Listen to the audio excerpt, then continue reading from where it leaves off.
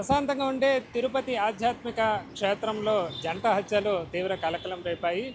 ఒకవైపు వివాహ వేడుక జరుగుతుండగానే మరోవైపు కళ్యాణ మండపంలోనే ఈ విధంగా రెండు హత్యలు చోటు చేసుకోవడం తిరుపతిలో తీవ్ర భయాందోళన అయితే రేకెత్తించింది. ప్రస్తుతం నేను ఈ హత్యలు జరిగిన టీటీడీకి సంబంధించి పద్మావతి కళ్యాణ మండపం దగ్గర ఉన్నాను. నిత్యం ఇక్కడ ఎన్నో రకాల శుభకార్యాలు జరుగుతుంటాయి. వివాహ వేడుకలతో పాటు ఆధ్యాత్మిక క్షేత్రాలకు కూడా ఈ కళ్యాణ మండపాలే వేదికగా ఉంటాయి. అయితే ఇలాంటి కళ్యాణ మండపంలో ఈ విధంగా హత్యలు చోటు చేసుకోవడం మాత్రం తీవ్ర విషాదంగా కూడా చెప్పుకోవచ్చు. మనం ప్రస్తుతం హత్య జరిగిన ప్రాంతం దగ్గరే ఉన్నాను. ప్రస్తుతం చూస్తే ఇక్కడ మొత్తం పద్మావతి కళ్యాణ మండపాలకు సంబంధించి 4 మండపాలు ఇక్కడ ఉండడం జరుగుతుంది. ఇక్కడ ఎన్నో రకాల కార్యక్రమాలు కూడా జరుగుతుంటుంది. అయితే ఏదైతే హత్య జరిగిన రోజున రాత్రి 9:30 గంటల ప్రాంతంలో ఈ ఘటన అయితే చోటు చేసుకుంది. ఇటు కళ్యాణ మండపం ఎదురుగానే ఇటు ఏదైతే సంబంధించి ఇద్దరు వ్యక్తులను మధ్యవర్తిత్వం కుటుంబ కలహాల నేపథ్యంలో మధ్యవర్తిత్వం చేయడానికి వచ్చిన ఇద్దరు వ్యక్తులను మణికంఠ అలాగే మునిరత్నం సంబంధించి అతి దారుణంగా ప్రధాన నిందితుడు సునీల్తో పాటు పోలీసులు చెప్పినట్టుగా అతని తండ్రి సోదరుడు ఇక్కడ కలిసి వాళ్ళ మీద దాడి చేయటం, అనంతరం వాళ్ళపైన కత్తులతో విచక్షణ రహితంగా దాడి చేయడంతో ఒక వ్యక్తి ఇక్కడే స్పాట్లో చనిపోగా మరొక వ్యక్తి మణికంఠ ఆసుపత్రికి తీసుకువెళ్తూ కూడా మార్గ మధ్యలో మృతి చెందడం జరిగింది.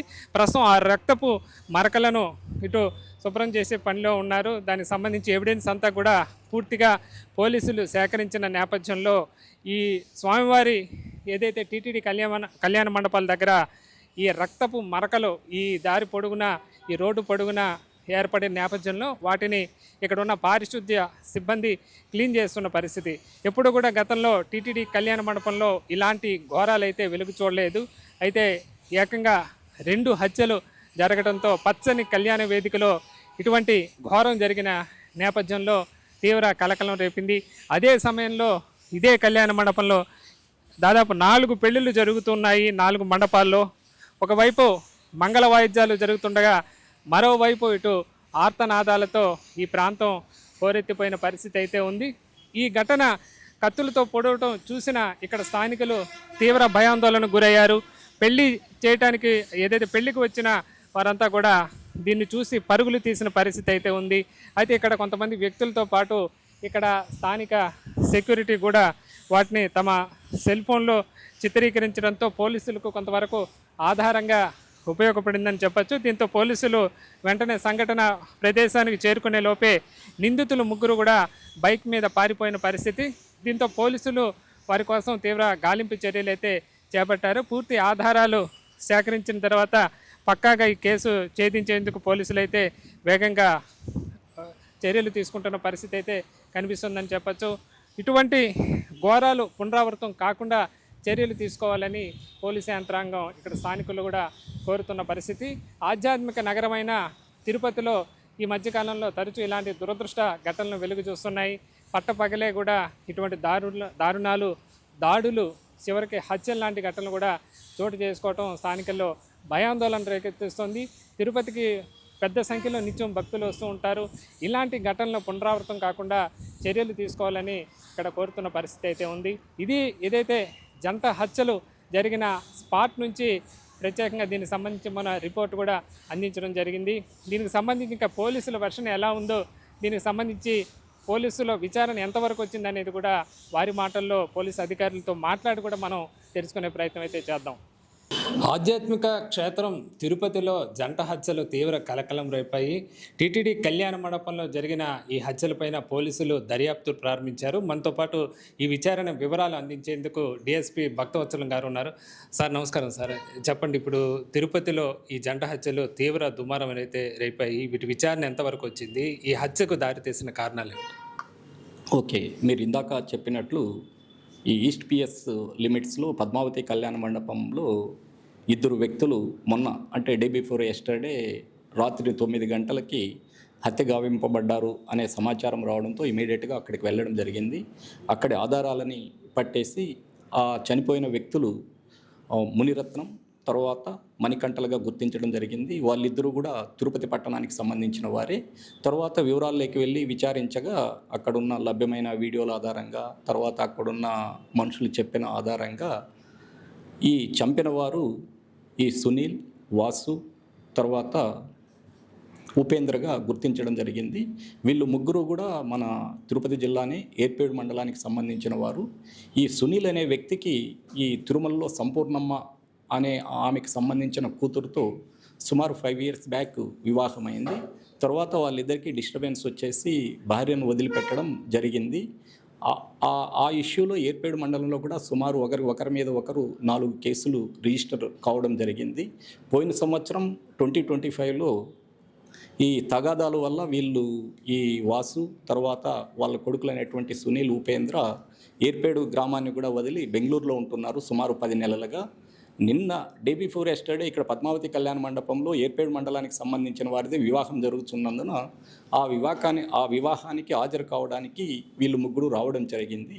అది సంపూర్ణమ్మకు తెలిసి వాళ్ళకి తెలిసిన వ్యక్తులైనటువంటి చనిపోయినటువంటి ఈ మునిరత్నం తర్వాత మణికంఠలకి చెప్పేసి ఆ సునీల్తో మాట్లాడి వాళ్ళ సంసారాన్ని బాగుపరచాలని వాళ్ళని మాట్లాడమని మధ్యవర్తిత్వం వహించమని వాళ్ళిద్దరికీ చెప్పడం జరిగింది. వాళ్ళిద్దరూ ఈ సునీలు తర్వాత వాసు ఆ ఉపేందర్తో మాట్లాడడానికి వెళ్ళారు. వాళ్ళు అక్కడ మాట్లాడుతున్న సందర్భంలో ఒకరికొకరు ఆవేశాలకు లోనై ఈ ముగ్గురు వ్యక్తులు తమ దగ్గర ఉన్న కత్తితో వీళ్ళిద్దరిని పొడిచి చంపడం జరిగింది. వాళ్ళు ఎక్కడున్నారనే స్పెసిఫిక్ సమాచారం కూడా మా దగ్గర ఖచ్చితమైన సమాచారం ఉంది. వాళ్ళని పట్టుకోవడానికి పార్టీ పంపించాము. తప్పకుండా ఈవినింగ్ లోపల పట్టుకుంటాం. సార్, ప్రధాన నిందితుడు సునీల్కి మీరు చెప్పిన వాసు, ఉపేంద్ర వాళ్ళ బంధుత్వం ఏమవుతారు సార్? ఈ సునీలు, ఉపేంద్ర వాసు కొడుకులు. వాసుకి సొంత కొడుకులు వాళ్ళిద్దరు. అలాగే తండ్రి అలా సోదరుడితో కలిసి ఈ హత్యకు పాల్పడ్డాడు ప్రధాన నిందితుడు. అవును. అంటే ప్రధానంగా ఈ కుటుంబ కలహాలు ఈ హత్యకు దారితీశాయి. ఆ కుటుంబ కలహాలే హత్యలకు దారితీశాయి. ఈ ఇష్యూలో 2025లో కూడా వాళ్ళకి చిన్నపాటి ఘర్షణ జరిగింది ఒకరికొకరు ఆ ఏర్పేడు మండలంలో. ఆ ఇష్యూలో కూడా ఏర్పేడు పోలీస్ స్టేషన్లో ఒకరి మీద ఒకరు కేసులు కూడా నమోదయ్యాయి. అంటే సార్, ముందస్తు ఒక ప్లాన్ ప్రకారం ఈ హత్యలు జరిగాయని భావించవచ్చా? ఎందుకంటే ఒక సంచిలో మనం ఆ విజువల్లో మనం చూస్తే కత్తులు ముందుగానే తీసుకురావటం ఇవంతా చూస్తే మీ దర్యాప్తులో ఎట్లా తేల్చారు ఇది? దీంట్లో యాక్చువల్గా పక్కా ప్రణాళిక అయితే లేదు. ఎందుకంటే ఆ ముగ్గురు గత 10 నెలలుగా ఇక్కడ ఊర్లో లేరు. ఇక్కడ ఏర్పేడు మండలంలో కానీ తిరుపతి జిల్లాలో కానీ వాళ్ళు లేరు. బెంగళూరులో ఉన్నట్లు మనకు తెలిసింది. వాళ్ళకి చాలా బాగా కావాల్సిన వాళ్ళు మ్యారేజ్ జరుగుతుంటే ఆ ముగ్గురు అటెండ్ కావడం జరిగింది. ఆ ముగ్గురు వచ్చారన్న విషయం ఈ ఇద్దరు తెలుసుకొని మధ్యవర్తిత్వానికి వహించడానికి మాత్రమే వీళ్ళు వెళ్ళారు. ఆ ఇద్దరు మాటల్లో ఆవేశపడుతూ ఒకరికొకరు ఆవేశపడుతూ ఈ ముగ్గురు వ్యక్తులు కలిసి ఆ ఇద్దరిని చంపడం జరిగింది. అంతేగాని పక్కా ప్లాను ఇదంతా దీంట్లో లేదు. ఇంకా మీరు అన్నట్లు ఆ కత్తి ఏ విధంగా వచ్చిందనేది ముద్దాయిల్ని అరెస్ట్ చేసిన తర్వాత ఆ కత్తి వాళ్ళు క్యారీ చేశారా లేదంటే ఎక్కడి నుంచి వచ్చిందనేది ముద్దాయిలు అరెస్ట్ చేసిన తర్వాత మీకు అన్ని వివరాలు తెలుపుతాం. సార్, అక్కడ సీసీ ఫుటేజ్లో మొత్తం నమోదయ్యాయి సార్, మొత్తం హత్యకు సంబంధించి.